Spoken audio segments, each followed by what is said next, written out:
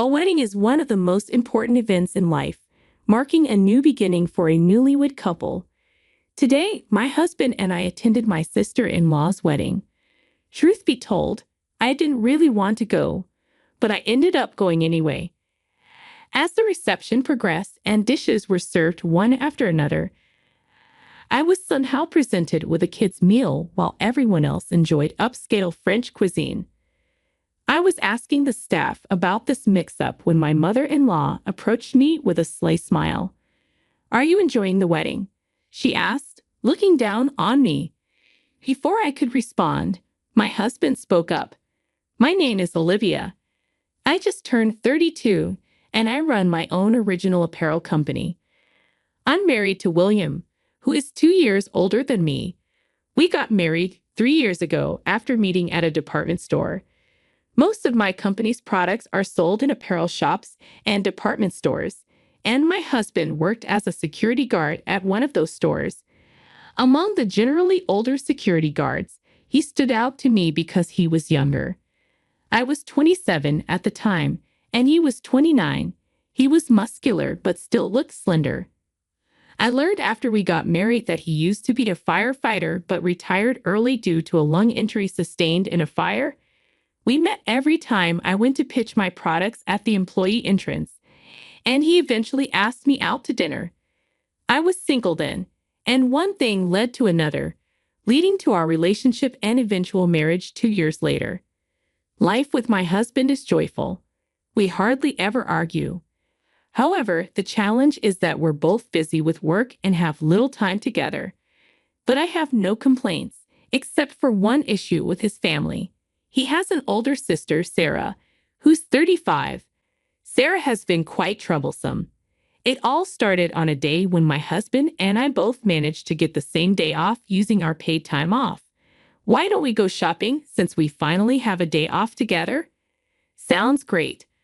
I've been wanting new shoes, so that's perfect." We rarely have the same days off. Due to my role as a business owner, I can't easily take time off, and it's my fault as the owner. It's harder for me to take days off naturally, in a sense. Have the least priority taking days off. Plus, my daily tasks often keep me busy until the morning, so I usually miss my husband when he leaves for work. But when we were finally set for a date, our doorbell suddenly rang at 7:00 a.m. Who could it be at this time? My husband grumbled as he went to answer the door.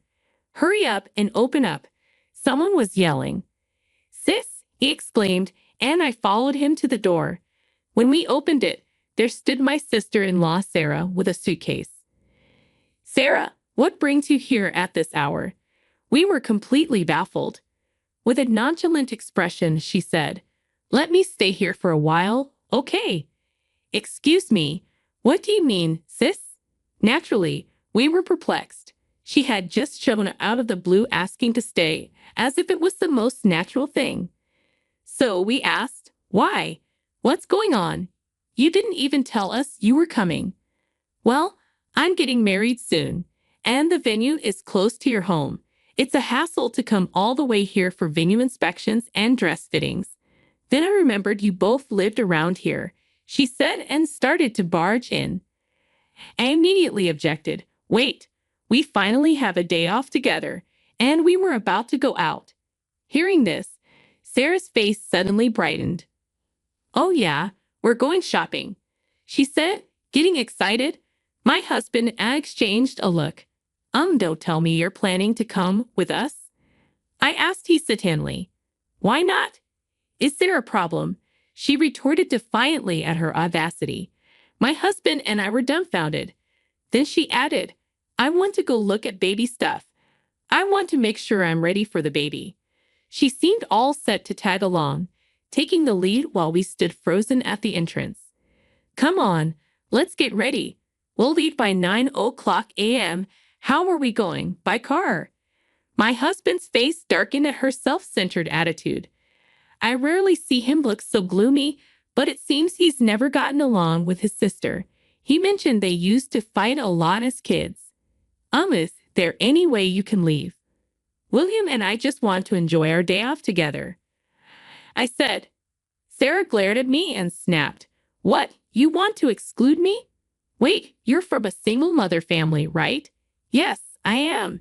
So what? I replied. Figures? I've known some people from single mother families, and they lack empathy. They always look down on others. Her words were ironic as she was looking down on me while saying that. She claimed that single mother families produce judgmental people, and wasn't she doing exactly that? Unlike me, she had both parents.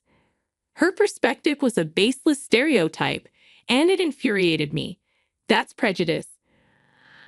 I'm not like that. Look, even William is uncomfortable, I said, looking at my husband. He was glaring at his sister. What's up, William? You got something to say to your own sister, she taunted. Of course I do. Please just go home, my husband said firmly. Fine, but don't come crying to me later, especially you, Olivia, she said, singling me out. Thanks for the warning, I replied nonchalantly. With that, she left without another word. After successfully getting rid of her, we had breakfast and went to the nearby mall. But the unlucky start to our day seemed to continue. After shopping, we decided to rest on a bench. Then we unexpectedly ran into Sarah again. Look who it is. The same too. Guess we ended up at the same place, she said. Sis, my husband muttered. Then we heard someone calling her name. It was a familiar voice. It was my mother-in-law. Sarah, let's go see those luxury bags over there, she said. Approaching us, his mother noticed us too. William and Olivia, you too, she said. Mom, he sighed, sounding exhausted. I felt the same way. Dealing with his sister was hard enough, but his mother made it worse. Why? Because she's simply unpleasant, and she quickly showed it. Is that bag from Infinity Tread Shoes? She pointed at the shoe store bag my husband was holding. Yeah, it is, he replied. She and his sister exchanged looks and laughed. Since when do you wear such cheap shoes? Look at our matching luxury brand shoes. William, choosing the wrong partner brings misfortune, she said, their contemptuous gaze mostly directed at me. It was clear I was the main target of their disdain. You talking about me? I asked impulsively. Hannah, I wonder if we are, my sister-in-law replied, dodging the question. She hurled insults at me. Then my husband interjected. Enough, Mom. Your consistent bragging about wealth has always been embarrassing and annoying. He was angry. A sight of him I had never seen. His job as a security guard lent authority to his voice, but it seemed to have no effect on these two. William, you were born into a wealthy family. Are you okay with this? Being with this uneducated, poor woman, his mother said. Education doesn't matter much these days, and Olivia is, my husband began. But despite them being his family, he prioritized defending me. That alone made me happy and strengthened my trust in him. But the two, faced with his opposition, cut him off before he could finish. That's not true. Dad got his job at a major company because of his education. He's even the vice president now and will soon be president. William, you graduated from a famous university, and yet you're with a woman like this? You've really fallen. My mother-in-law and sister-in-law treated me as an outsider, steering the conversation their way. Despite my husband's retort, they showed no remorse. To me, their nature seemed utterly rotten. How much do you earn, by the way? My dad earns 120. I began, but before I could finish, my sister-in-law interrupted. Wait, 120 a month? She laughed mockingly.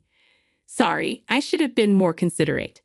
That must be tough, especially for a dropout. Hey, ain't enough? My husband tried to interject. My sister-in-law placed a hand on my husband's shoulder and said, well, good luck. My husband was visibly angry, and I felt a surge of hatred inside me. However, these two seemed oblivious to our feelings, continuing their conversation at their own pace. Oh, you both better attend the wedding? Mom's preparing a grand event. Yes, we're sparing no expense for our darling daughter's wedding. You are coming, right, Olivia? The pressure from my mother-in-law made it feel like I couldn't say no. My husband, being family, would obviously attend. Reluctantly, I agreed to go. If my husband weren't going, I would never attend such a wedding. The day of my sister-in-law's wedding arrived. I finished my pile of work and even got a new dress with my husband for the occasion. Arriving at the venue, it was clear my mother-in-law wasn't exaggerating. The luxury hotel, the huge ballroom decorations, and the size of the wedding cake all spoke of extravagance. You both made it, my mother-in-law approached us upon arrival. Not that I wanted to make it, my husband muttered, his true feelings showing in an uncharacteristic weary expression. This wedding cost $100,000. We have 500 guests, and the meal is a special course by a top chef. Impressive, isn't it? Only we could do this, she boasted, looking down on everyone. Passersby only offered polite, light smiles and nods. I was appalled by her need to flaunt her status. Why didn't you spend this much on our wedding? My husband asked, reflecting our reality. Our wedding was modest, costing $20,000. It was a simple wedding with only relatives and a few friends invited, but I was still happy with it. I was content, but in terms of treatment, it was indeed unfair. After all, my husband is her blood-related son. What are you saying? Sarah's Spank Alex will soon work directly under Dad. When Dad becomes president, he'll be groomed to be a key player in the company. It's only natural we welcome him appropriately. My mother-in-law laughed proudly. While we were talking, my father-in-law joined us. Emily, it's almost time for Sarah and Alex to make their appearance. Aren't you going to take pictures in the front row? It felt like he was putting an end to our conversation, but it seemed he too was at odds with us. After speaking to my mother-in-law, he turned to us and said, "It's been a while, Olivia. You should feel honored just to be invited to such a lavish wedding. You'll probably never experience anything like this again in your life." Unlike my mother-in-law, he spoke calmly, but his words were laced with condescension. My husband couldn't help but retort, "Why do you have to say it like that, Dad?" My father-in-law replied with a cold expression, "Don't get me wrong. I never approved of your marriage. Remember the conditions I set?" My husband glanced at me briefly before looking away. What was about to be revealed was new to me. Turning away from me, my husband spoke weakly, graduate from a famous university, earned over $100,000 a year.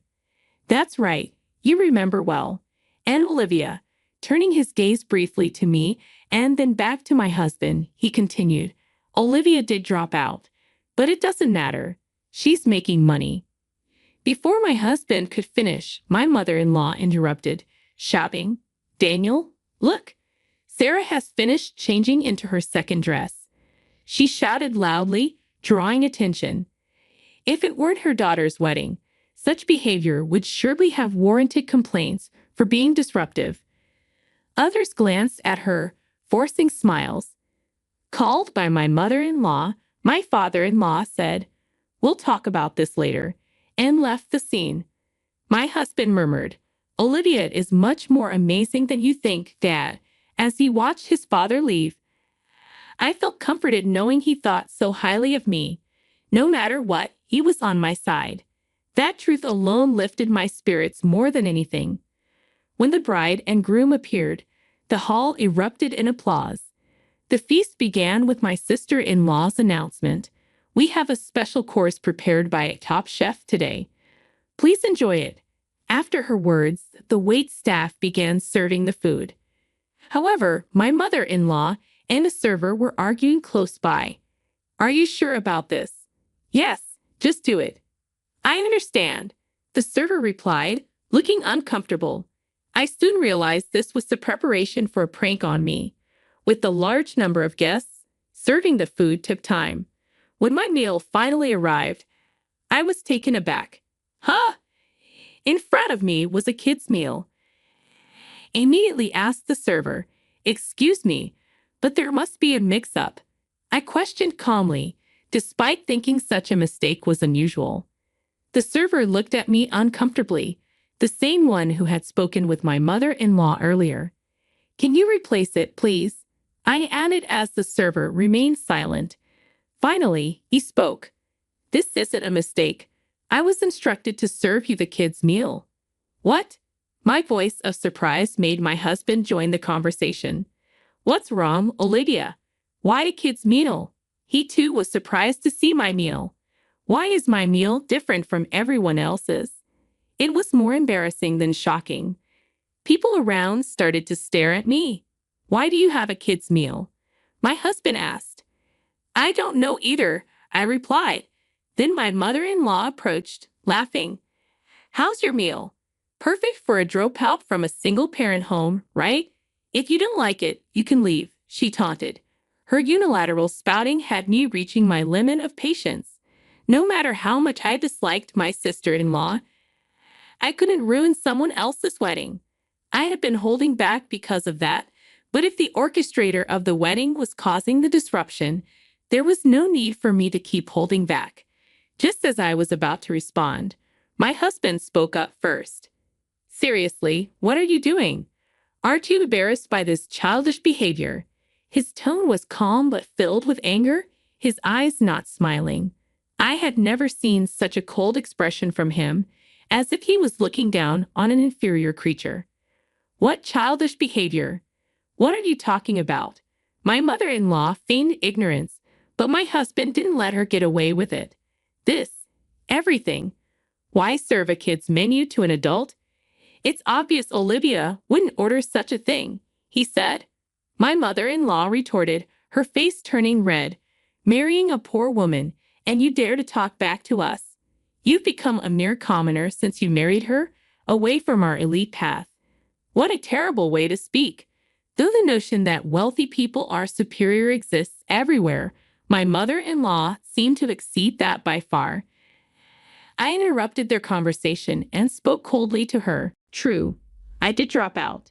That's because my parents passed away before I could finish middle school. But now I'm the president of a company." "President?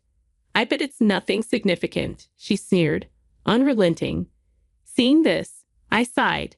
"I didn't want to do this because it's so childish," I muttered, prompting a curious look from my mother-in-law. "What exactly do you do?" she asked arrogantly, thinking she was in a superior position.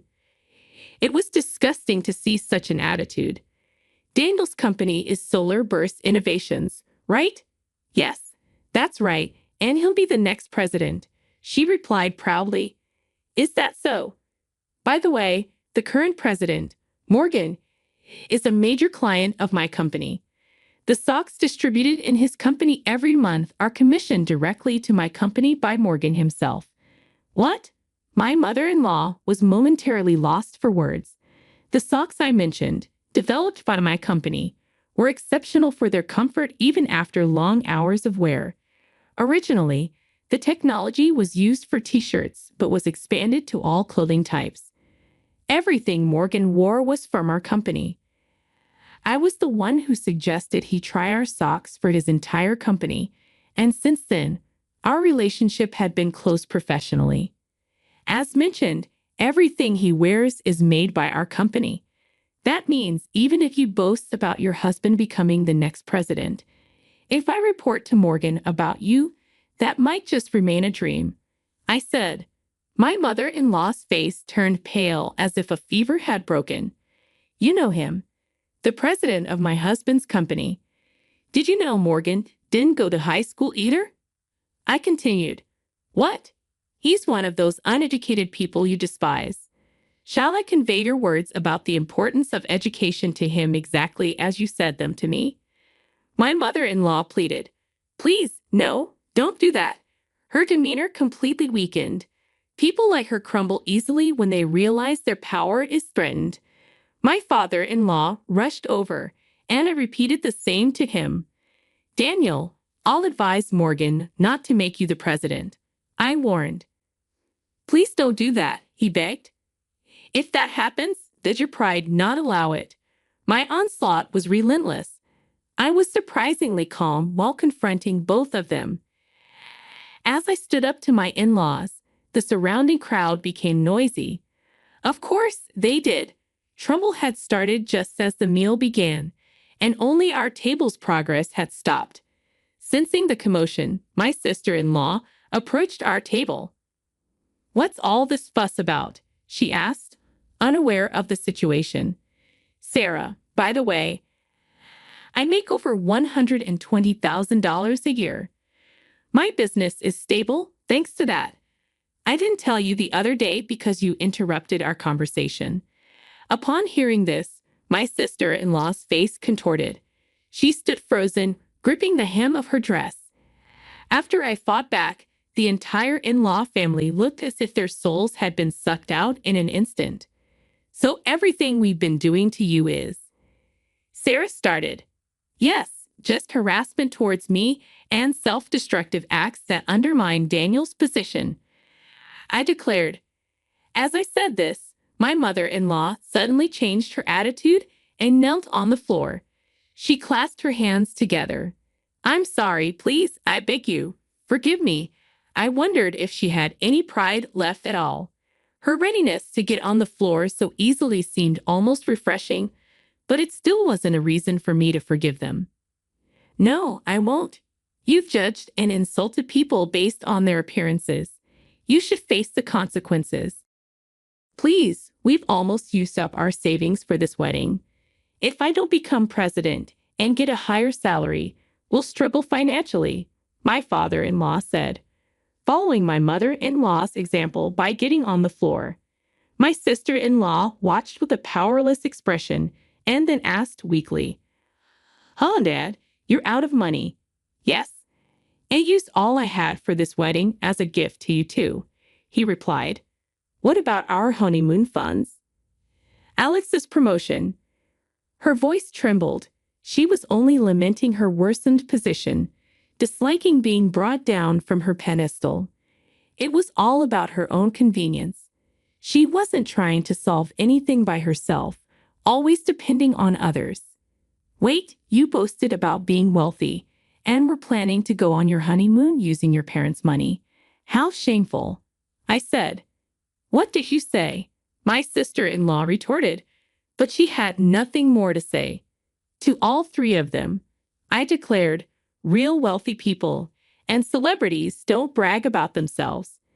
In other words, you're all just fakes. Know your place. My harsh words completely disheartened them, and my husband murmured his admiration. After that, the wedding was no longer feasible, and we suddenly had free time. We left the pitiful wedding venue of my sister-in-law. Later, I explained everything to Morgan. "Got it.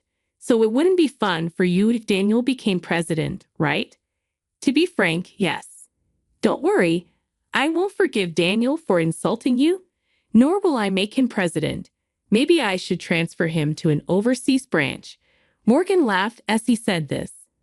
A week later, my father-in-law rushed to us. "Please convince Morgan to cancel the overseas transfer." His face was filled with desperation. Apparently, Morgan was seriously working to transfer my father-in-law to another branch.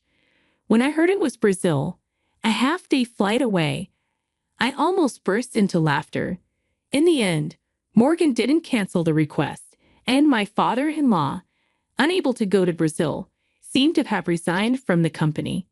Additionally, there was a big commotion involving my sister-in-law's fiancé due to recent events. First, the wedding turned into a complete mess. Then the promised position at my father-in-law's company fell through when he resigned. My sister-in-law's fiancé originally worked in Italy. He moved to America for the wedding only to be caught up in this absurd drama. In the end, my sister-in-law's marriage was called off, and she was in great shock. She ended up in the hospital. My mother-in-law, affected by the downfall of my father-in-law and the mental breakdown of my sister-in-law, lost all her hair and now looks like an old woman. As my husband said, the lives of these three people who freely insulted others lost their shine in an instant, like a diamond that turns out to be just a lump of carbon. The wealthy life of my in-laws was nothing but a facade of pretense. Life can hinge on a single event, influencing the future. This applies equally to both good and bad events. This was indeed such an occasion, I believe. As for me, I'm using my savings to prepare for building my dream home with my husband. While my in-laws' lives were becoming more difficult, my business was generating more and more profits. Moreover, perhaps due to things settling down, I'd become pregnant. With financial stability and a growing family, we must seem like celebrities to my current in-laws. Still, I made a promise to myself to live happily with my husband and our future child, never becoming arrogant no matter what.